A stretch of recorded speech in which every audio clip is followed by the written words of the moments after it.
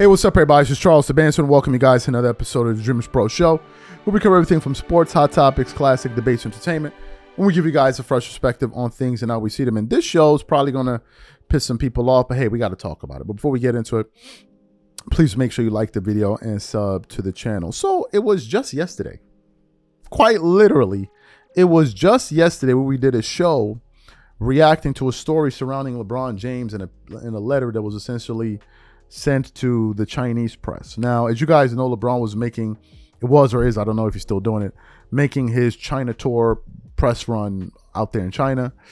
And essentially there was a report where they were saying that he wrote a letter to the press and people were reacting to him. Now, LeBron James does have a history with China, which dates back all the way to his comments on Daryl Morey. As you guys remember, Daryl Morey put out the tweet a number of years ago where he said we stand with China and all of that, and we stand with the people for not being oppressed and all of that.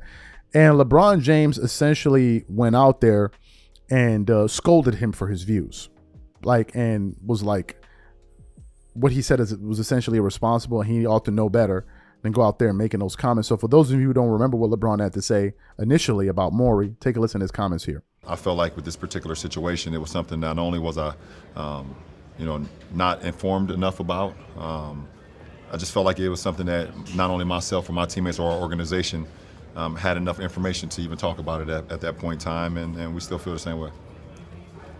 How do you think the league handled the situation overall? I mean, I'm not sure. I'm not here to judge how the league handled the situation.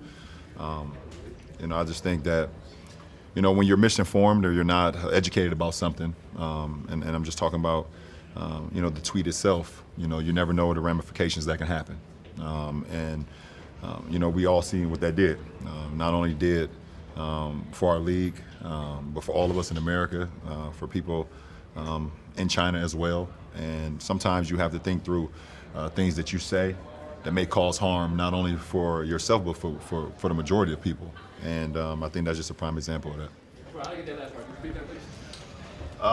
I'll give you a one-on-one exclusive because you're my guy. LeBron, there was a report that you guys met with Adam while you were in China.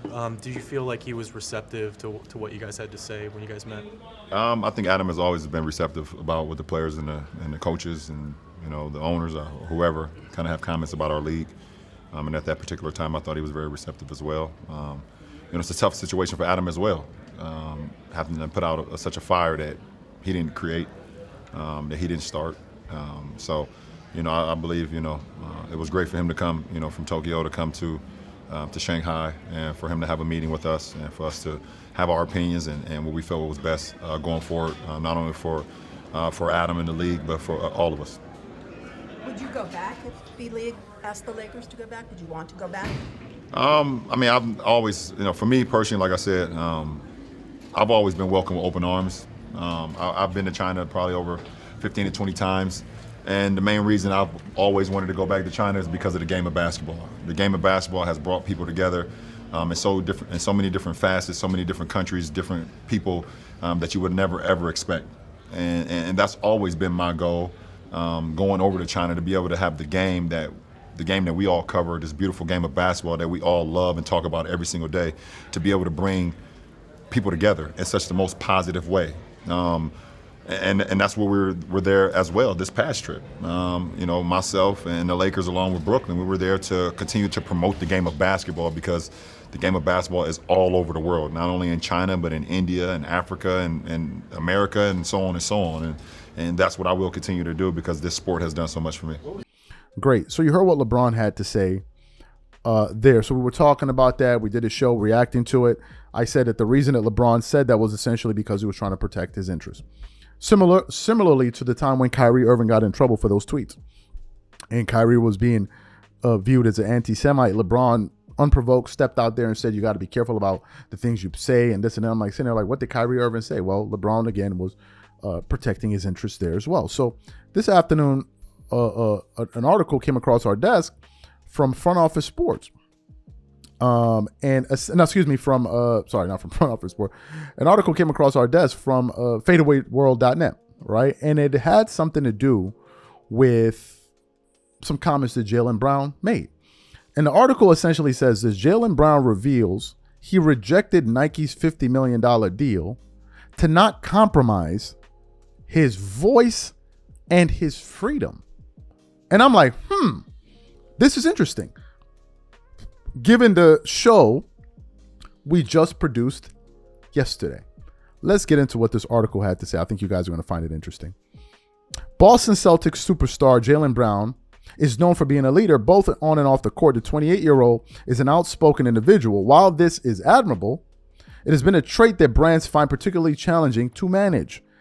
Brown's stances against signing deals with large brands is well known, especially with his publicized ongoing feud with Nike. Recently, however, the Celtics star revealed why he rejected a $50 million deal with the apparel giant to start his own brand. On the Big Trigger Morning Show, he said, listen to this: "You sign these contracts. You have these little catchphrases that be in there. Like, if you say anything controversial or anything that disrupts our ecosystem of our company, we can terminate your deal, terminate your contract." So that kind of makes you not have a voice. So a lot of our celebrities and athletes, they never speak up.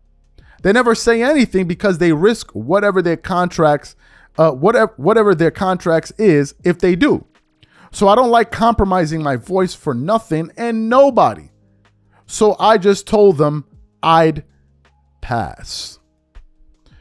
I don't think people really understand the gravitas of his comments. People don't get it. Let me juxtapose Jaylen Brown with somebody else that we used to talk about a lot on this channel, Kawhi Leonard. Kawhi Leonard and the Clippers are under heavy investigation for Kawhi essentially accepting money under the table to do nothing to circumvent the NBA salary cap. Kawhi was essentially alleged to what the Pablo Torre bending the rules, all to gain money, all in the name of money. That is all it was for.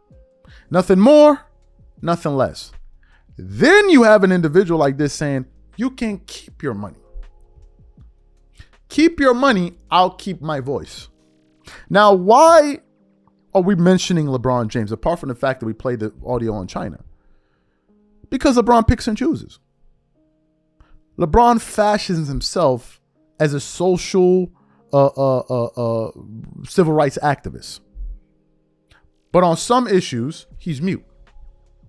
And then on other issues, he's he's outspoken about it. And some of us are like, well, wait a minute. If you stand for justice, if you stand for fairness, why aren't you like this across the board? People are calling out the hypocrisy. They're calling it out. And for somebody like Jaylen Brown to say, keep your money, I'll figure things out on my own, it's admirable. Because most people ain't going to do that. Most people are going to run and grab the bag as fast as they can without thinking twice. This is why that whole Stephen A. Smith said brands are not, they're going to penalize him and blah, blah, blah, blah, blah, and blah, blah, blah, blah, blah. That's what he was talking about. They're talking about this guy because the guy wants to keep his voice and say what he believes. And therefore, people are shying away from him. So what does that make you think about all the other people that have all these deals? Something that makes you think, huh? Let me know your thoughts in the comments. We catch you on the next show. Peace.